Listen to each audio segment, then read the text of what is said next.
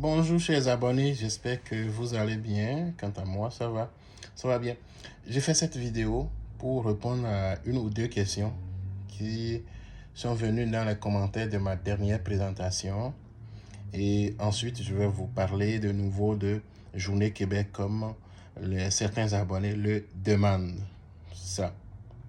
Et ceux-là qui veulent savoir quand est-ce qu'il faut venir au Canada, quand on a son visa touristique et qu'on a envie de se trouver un emploi ici pendant qu'on est en visite, la réponse est avec vous. Il y a d'abord la validité. Regardez la validité de votre visa. Et sachez ceci, ce n'est pas parce que vous avez un visa touristique qui court 10 ans que vous pouvez rester ici en bloc pendant 10 ans. C'est 6 mois d'affilée que vous pouvez rester. Donc ça, c'est déjà une première partie de la réponse. Dans la deuxième partie, il y a aussi quand est-ce que les conditions sont réunies pour vivre ici, pour vous. Est-ce que vous avez déjà votre logement, votre hôtel de réservé, comment vous allez vous déplacer, tout ça là. Est-ce que vous avez calculé, vous avez les moyens nécessaires pour survivre, pour rester pendant votre séjour, comme vous l'avez prévu, comme vous l'avez demandé, comme vous l'avez expliqué dans votre lettre de demande de visa. Ça là. Une partie de la réponse. Et une autre partie, quelles sont les dates de validité? Je l'avais dit, votre visa est valide à partir de quand et la validité se termine quand.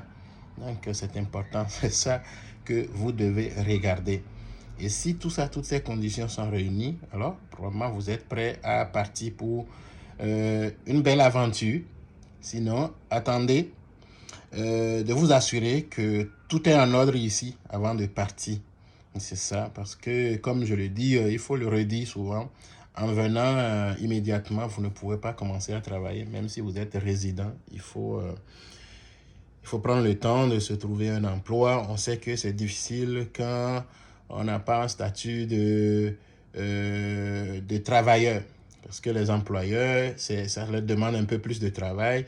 Il faut vous classer dans une situation un peu particulière où on doit aller chercher le permis, on doit vous accompagner à aller chercher le permis de travail. La plupart des employeurs ou beaucoup d'employeurs veulent quelqu'un qui peut commencer à travailler sur le champ. Quand il affiche une offre d'emploi, c'est ça. Je veux embaucher quelqu'un qui est prêt et qui automatiquement peut commencer à travailler. Mais quand vous allez les rencontrer et que, bon, finalement, vous ne pouvez pas commencer à travailler aujourd'hui ni demain, ça va prendre une semaine, 2 semaines, 1 mois, 2 mois. Parfois, ça peut ralentir. Mais il y a des employeurs qui connaissent, qui reconnaissent que c'est possible et ils sont prêts à faire la démarche avec vous. Donc, il y a toujours un temps de latence pour réellement retomber sur vos pattes. Donc, vous devez tout prévoir avant de partir. C'est vrai, il y a une ouverture. On voit passer beaucoup de gens qui ont le visa touristique. C'est ça.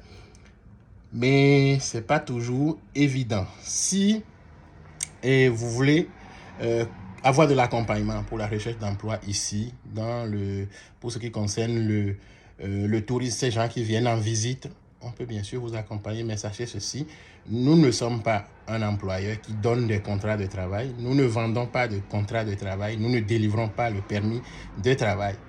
C'est notre domaine, le conseil en emploi, la gestion des ressources humaines, le recrutement. Nous pouvons vous accompagner avec professionnalisme afin que vous puissiez révéler vos potentiels à un employeur qui désire vous rencontrer ici. Donc, c'est ça.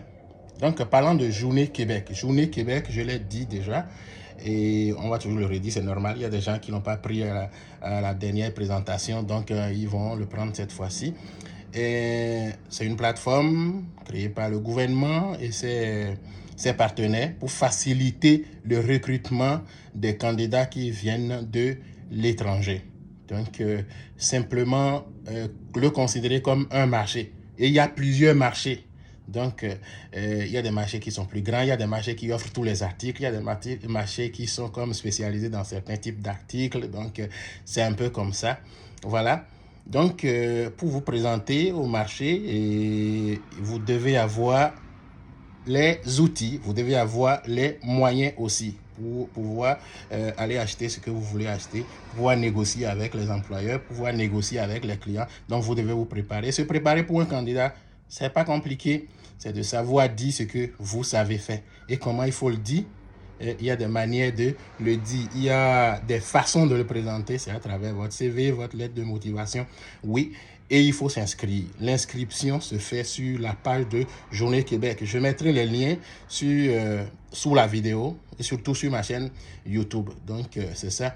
Il y a plusieurs domaines qui sont ciblés. Il va toujours avoir le domaine de l'éducation, le génie, les travailleurs sociaux. Il va avoir les travailleurs de la santé, les services de la santé.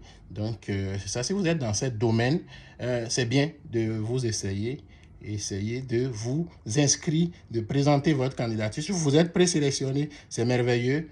Vous passez en entrevue et par là, vous pouvez avoir cette grâce, ce privilège de vous embarquer dans une démarche d'immigration au Canada qui va vous coûter pas grand-chose. Ça va coûter certainement quelque chose, mais à comparer aux autres méthodes d'immigration, ça coûte moins cher. Je le dis, c'est l'employeur qui reste votre garant ici, donc vous n'aurez pas à démontrer que vous avez forcément une grosse fortune, des maisons, voitures, non. Donc c'est là que ça devient très intéressant. Et vous venez avec un permis de travail. Et ces employeurs sont vraiment structurés de manière à ce que vous ne soyez pas bloqué à la frontière chez vous parce que vous n'avez pas de l'argent pour le billet d'avion, vous n'avez pas de l'argent pour vous loger. Non, donc c'est un peu comme ça. Ce sera tout pour cette présentation. Si elle vous a fait du bien, je vous invite à l'aimer, à la partager. Pour ceux-là qui ne se sont pas encore abonnés à ma chaîne YouTube, je vous invite à le faire. C'est de cette façon que vous m'encouragez à toujours produire du contenu de qualité comme j'ai toujours l'habitude de le faire. La transparence, la vérité. Mathieu Faton sur la chaîne Essentiel RH, la chaîne qui parle de l'emploi, de l'intégration et de l'immigration au Canada. Merci et à bientôt.